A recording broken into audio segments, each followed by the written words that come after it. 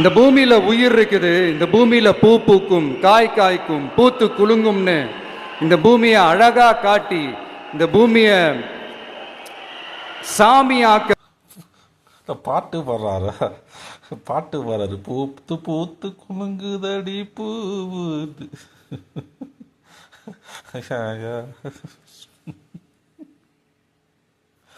மேடையில் இப்படியா பேசுறது? ஒரு ஒரு தலை வேண்டாம், இந்த கம்பீரம் வேணாம், அப்படி ஸ்ட்ராங்கா அப்படி இது இந்த டி ராஜேந்திரன்லாம் பேசுவார். எப்படி பேசுவார் விஜயகாந்த்? அந்த இது வேணும். இந்த சினிமாலேயே ஒரு பேச்சாளர்லாம் நிறைய பேர் ஸ்ட்ராங்காக பேசுவாங்களே. பூத்து பூத்து குலுங்குதடி பூங்கிறாரு.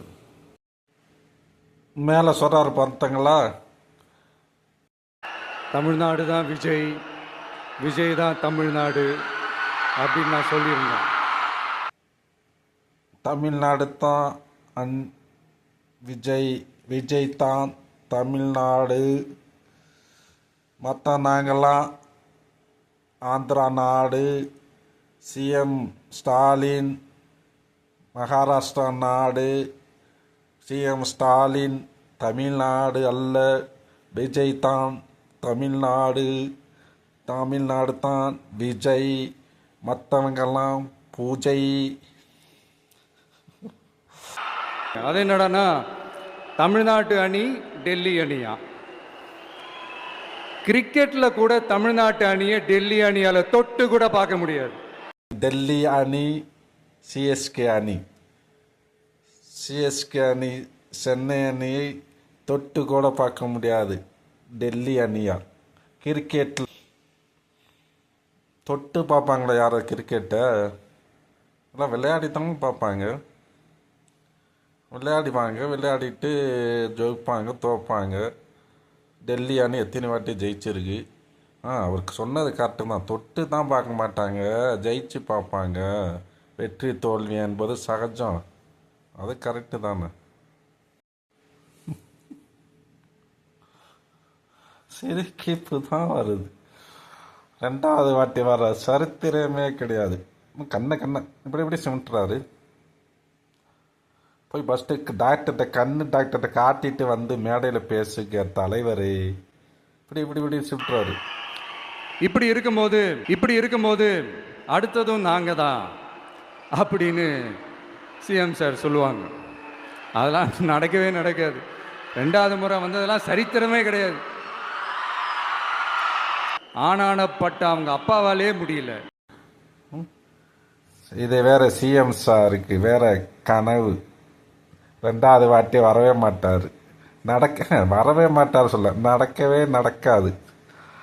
நடக்குமா? இவங்க நடந்துக்கிட்டே போவாங்க, அவங்க நடக்கவே நடக்காது. பேசுகிறதையா நல்லா பேசியா? நடக்கவே நடக்காது, உட்காரவே உட்காராது, மூழ்கவே மூழ்காது. அடுத்த வாட்டி டிஎம்கே ஆட்சிக்கு வரத்துக்கு வாய்ப்பு இல்லை. இது நாங்கள் ஜெயிப்போம், நாங்கள் 348 அதான் சொல்கிறானுல்ல, அது சீட்டு கூட அந்த தற்கொலையானவங்களுக்கு பசங்களே தெரியல. 234 சீட்டு இருக்குன்ட்டு அது கூட தெரியல. ஒரு ஆள் ஒரு இதில் விமர்சனத்தில் பேட்டி எடுக்கும்போது 344 சீட்டுங்கிறாங்க. ஏன் இப்படி அசிங்கப்படுத்துருங்க? நம்ம கட்சி வளர்றதையும் நீ பேசுகிறதுலையே மட்டமாக போகும். அப்பாராலேயே முடியல. இந்த கலைஞர் எவ்வளோ போகிறாள், அப்பாராலேயே முடியலங்கிறாரு பாருங்க. மீனவர்களே பாருங்க, மீனவர்களே மேலே பாருங்க. கொடுக்கணும் உங்களுக்கு. மீனவர்கள் மேல அவங்க கையே வைக்க கூடாது, கையே வைக்க விடக்கூடாது. காப்பு எங்களால் நாங்கள் ஆட்சிக்கு தருவோம். இங்கே வந்துட்டாக்கா அப்படியோ வெள்ளை புறாவா பறக்கும் தமிழ்நாட்டில்.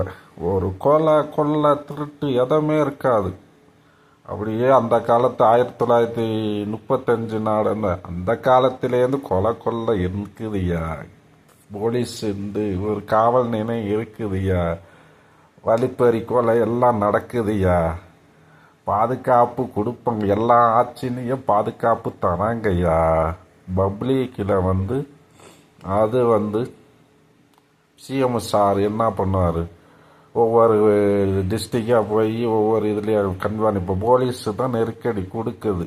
போலீஸ் கண்காணிப்பில் அதை பாதுகாப்பு, பெண்களுக்கு பாதுகாப்பு, ஆண்களுக்கு பாதுகாப்பு எல்லாம் போலீஸ் ஒரு சில பேருக்கு லஞ்சம் வாங்கிக்கிட்டு திருடர்களை வளர்த்து விடலாம்.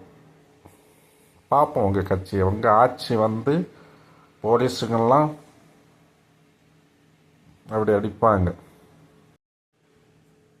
ஒன்று நான் சினிமா டைலாக்கு ஏய் இதை பாரு, ஒன்று நீ இல்லைனா நான். விவசாயிகள் வேளாண் கூட்டுறவு வங்கிமா. ஏய் இதை பாரு, ஒன்று நீ இல்லைனா நான்.